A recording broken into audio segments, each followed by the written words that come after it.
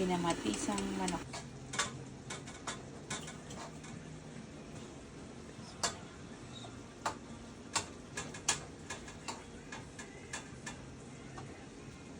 Ano? Kinamatisang manok.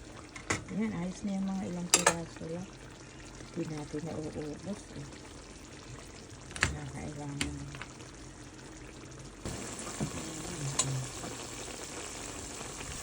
Yung isa naman ay, ayan, bisa ng luya.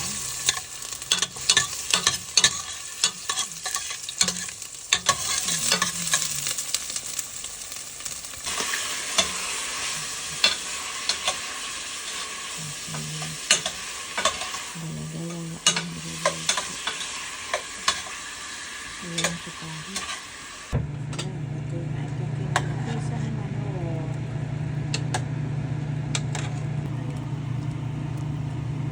Lalagyan ng petsa.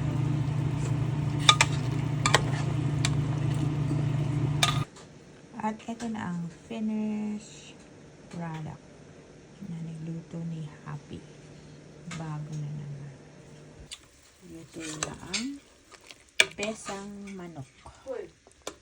Pesang manok na itong isa. So, 2 putahe ang niluto niya. Pesang manok at saka yung isa.